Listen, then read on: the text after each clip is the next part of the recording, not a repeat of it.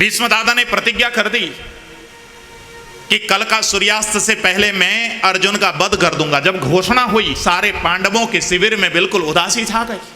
रात्रि का भोजन हुआ, सबके सब अपने अपने शिविर में चुपचाप चले गए। आज कोई हंसी नहीं, कोई ठट्टा नहीं, कोई टिटोली नहीं, सबके सब बड़ी चिंतित अवस्था में। भगवान श्री कृष्ण बिल्कुल आज बहुत चिंतित हैं।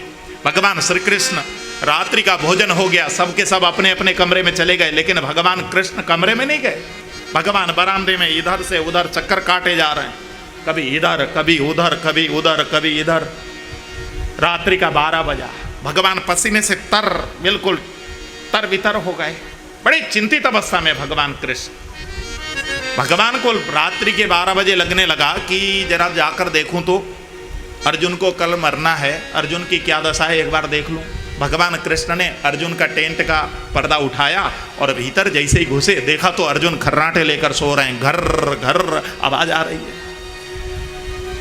भगवान कृष्ण को लगा इसको पर कल मरना है और ये निश्चिंत होकर सो रहा है। भगवान ने जाकर अर्जुन को झकझोरा, अर्जुन अर्जुन पार्थ।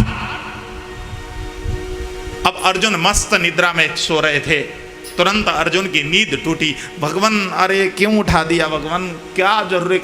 आंख खोलते हुए जैसे अर्जुन ने ये बात कही, भगवान बोलने लगे, अर्जुन तुझे नींद आ रही है? भगवान देखिए ना कैसे मैं सो रहा था, नींद बहुत गहरी नींद आ रही है, भगवान क्यों उठाया है बताइए भगवान। जैसे ही अर्जुन ने कहा, भगवान बोलने लगे, अर्जुन तूने आज भीष्म प्रतिज्ञा नहीं सुनी?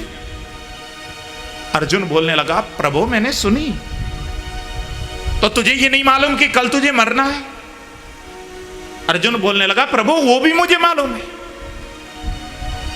भगवान कृष्ण ने अर्जुन का नाक पकड़ा, पगले जब कल तुझे मरना है तो नींद कैसे आ रही है तुझे? इतना कहना था। अर्जुन ने भगवान कृष्ण के चरण पकड़े, माथा चरण में रखा और भगवान के सामने हाथ जोड़ते हुए कहा, भगवान जिसकी रक्षा के लिए आप पहरेदार के रूप में इस प्रकार चक्कर काट रहे हो, उसको चिंता करने की क्या आवश्यकता? भगवान मैंने तो अपने जीवन की सर्वस्व डोर आपके चरणों में समर्पित कर दी है। भगवान मुझे चिंता करने की आवश्यकता नहीं, चिंता तो आप कर लेते हैं, मैं तो केवल आपके नाम के चिंतन किया करता हूं। मैं आपके नाम का चिंतन करता हूं, आप मेरी चिंता किया करते हैं। देखो, जो भक्त भगवान के नाम का चिंतन करता है उसकी रक्षा करने की जिम्मेवारी भगवान अपने ऊपर उठा लेता। ये भगवान है।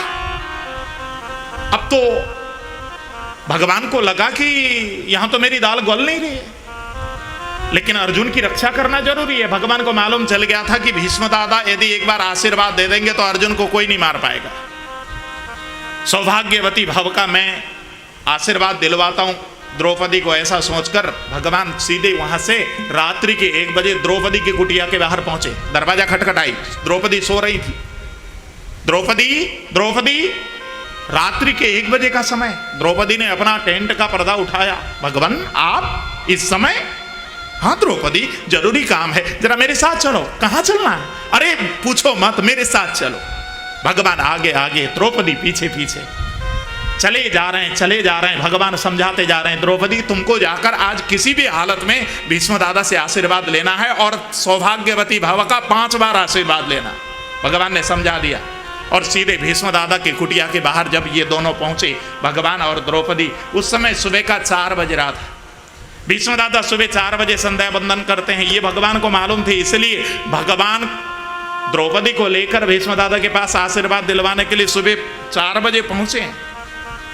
भगवान ने जाकर द्रौपदी को समझाया, द्वार के बाहर खड़े होकर, द्रौपदी जाना और जाकर उनसे किसी भी हालत में 5 बार तुमको सौभाग्यवती भव का आशीर्वाद लेकर आना है। इतना समझाया।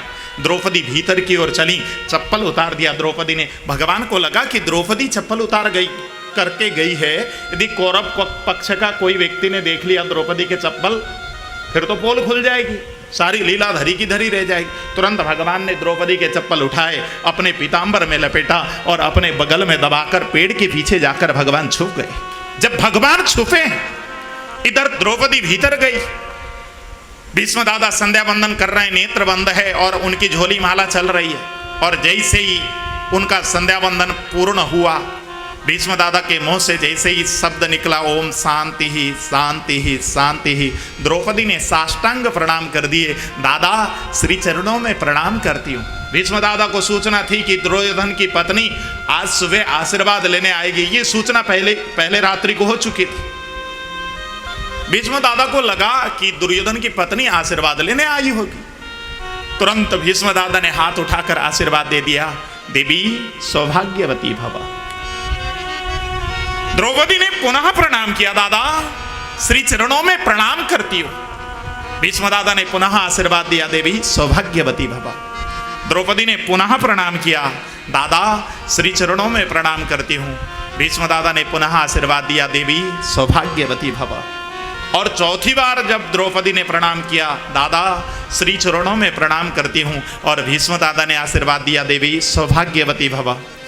और पांचवी बार जैसे ही द्रौपदी ने प्रणाम किया और कहा, दादा श्री चरणों में प्रणाम करती हूँ, और भीष्म दादा के मुख से इतना ही शब्द निकला था, सौभाग्यवती। उनका माथा चकराने लगा। सोचने लगे कि ये 5 बार प्रणाम करने वाली दुर्योधन की पत्नी नहीं हो सकती। दुर्योधन की पत्नी तो 1 बार प्रणाम कर दे, ये भी बहुत बड़ी बात है। ये आज 5 बार क्यों प्रणाम करने लगी? जब इनको शंका हुई तो भीष्म दादा ने प्रश्न किया, देवी तुम कौन, अपना परिचय बताओ।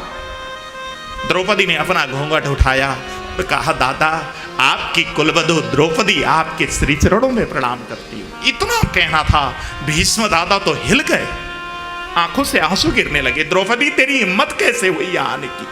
तू कैसे आई? द्रौपदी तूने खेल को पलट दिया। मैंने आज वचन दिया था दुर्योधन को कि शाम का सूर्यास्त होने से पहले अर्जुन का वध कर दूंगा, लेकिन तूने तो सौभाग्यवती भव का आशीर्वाद ले लिया। अब मैं कैसे मार पाऊंगा? द्रौपदी तेरी हिम्मत कैसे हुई?